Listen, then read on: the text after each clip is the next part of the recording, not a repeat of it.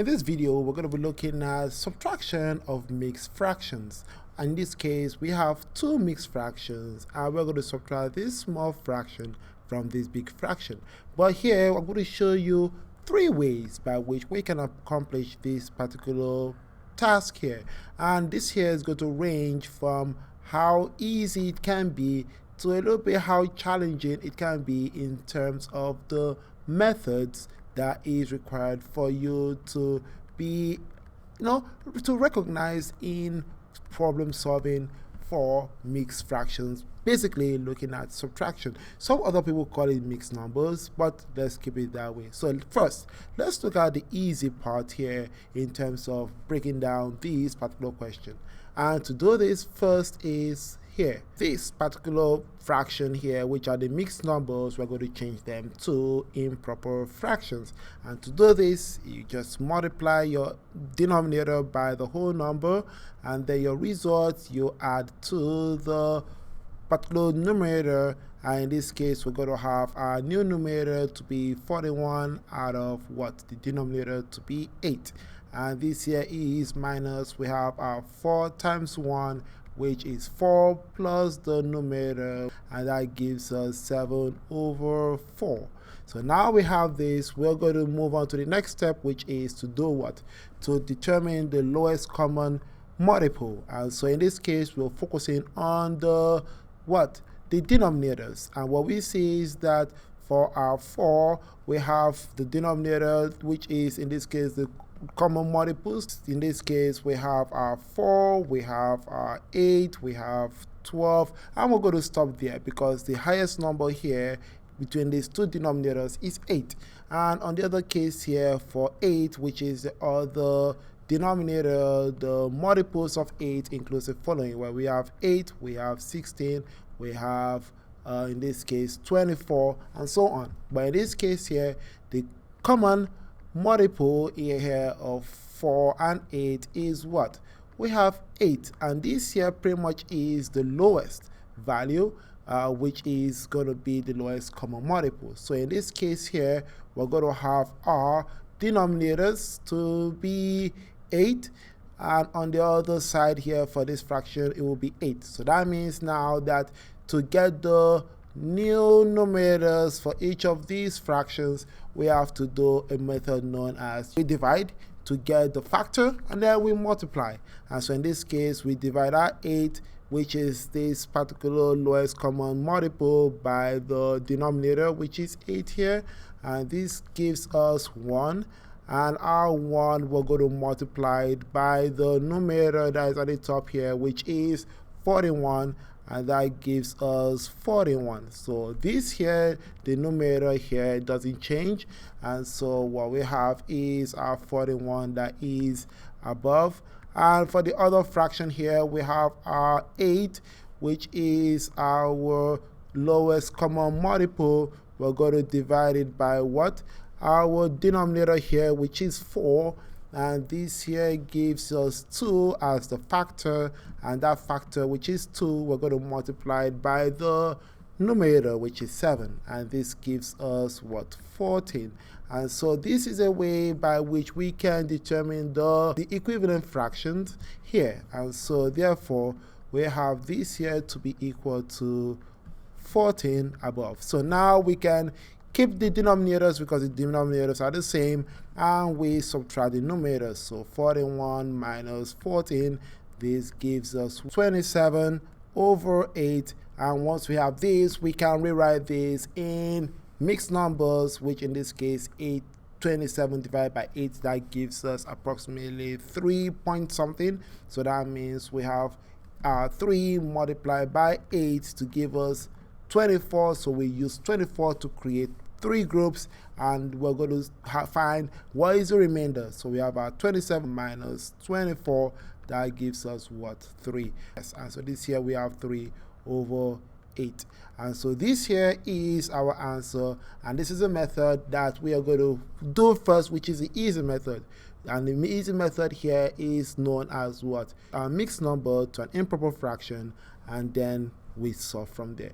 So that is what to keep in mind for the easy part of this particular method here. Now the next level here is focusing on the medium part. So the middle part here, method here, includes the following, and this middle part focuses on looking at the mixed number here. We're going to look at the whole numbers and subtract the whole numbers first. So in here we have our 5 minus our 1, which gives us 4, and then we're going to put down our fraction components and subtract them here.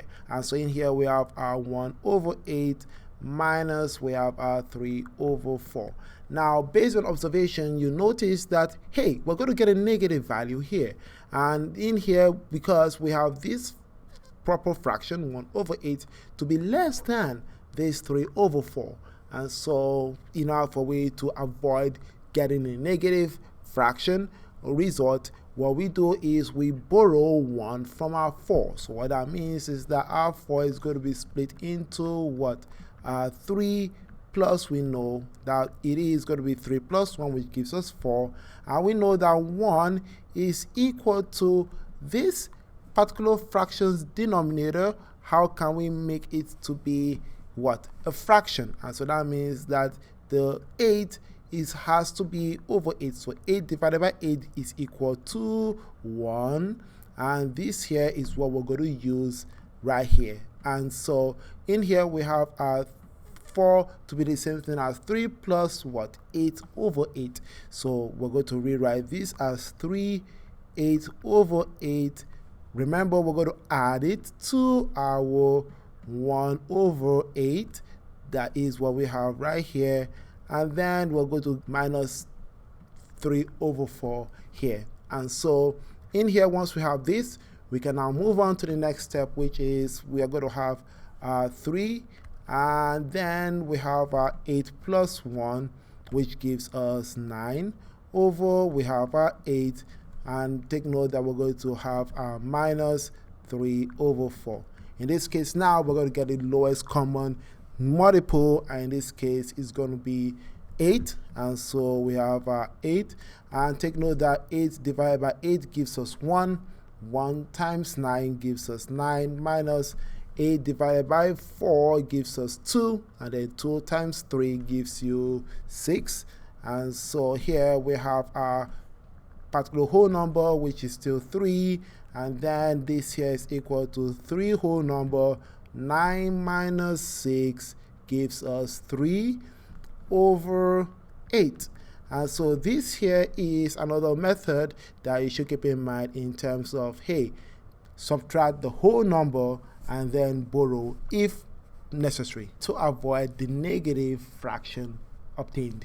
So this here is the middle part of the method in order for we to solve for this particular subtraction of mixed numbers. Now the final one here is the difficult one, and this here is where we are not going to avoid the negative, but we're going to comfort the negative fraction. And how do we approach this? So here is how it is done. So in here we're going to use our previous method, and then we'll make some changes here with regards to the result. And so what we did was we did 5 minus 1 for the whole numbers, and that gave us our value to be 4, and we brought our 1 over 8 minus 3 over 4 down, and then we just are now going to go right away and solve this question. So in this case here, for the next step, which is keeping our whole number, we know that the lowest common multiple of 8 and 4 is 8, and so we're going to keep our 8 here. Our 8 divided by 8 gives us 1, and our 1 is multiplied by 1, which gives us 1, and that we're going to put down, and we're going to put our minus sign, and our 8 here is going to be divided by this 4, that gives us 2, and our 2 multiplied by 3, that gives us what? 6. And so in here we have our 6, and our next step is going to be subtract our 6 from 1, and this here results in what? The answer to be equal to what? Negative 5 over 8. Now this here is impossible to have your answer like this, and so this is where we're going to move to the final step, which is the borrow method, where we have our 4 to be split into 3, and then what? We are adding a 1, 2, 3, but our 1 that we're adding will be transformed into this particular result here, which is for the denominator in here to be 8, we need our denominator to be also 8. So that means it has to be, of course, 8 over 8 to be equal to 1. And so this here is what we're going to use and incorporate into this fraction here. And this is where we're going to move to the next step, which is now our new whole number is going to be 3, which we're going to put down, and we have our 8 over 8, which is what we're going to now use, and we're going to minus our 5 over 8. That is what we have right here. And therefore, this leads us to the final step, which is to keep your whole number, which is 3.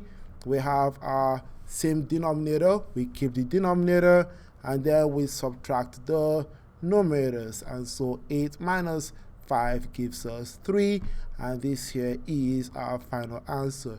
So this here is the final way method, which is, I classify this as the most difficult part here, but since you're able to borrow from the middle method, you can get to the difficult method. And the difficult method is the following. In here, first step is to subtract the whole numbers and the fractions, and if necessary, we borrow from the final whole number to make the fraction to be positive. So these here are the methods that you can accomplish here or execute to determine how to solve a fraction, in this case how to solve mixed numbers where we have the fraction component the left side to be less than the fraction component on the right side of the negative side. So I hope you found this really informative. Please hit a comment down below. Let me hear your thoughts about this. By that way, I can talk to you soon. Stay smart as always and believe in yourselves.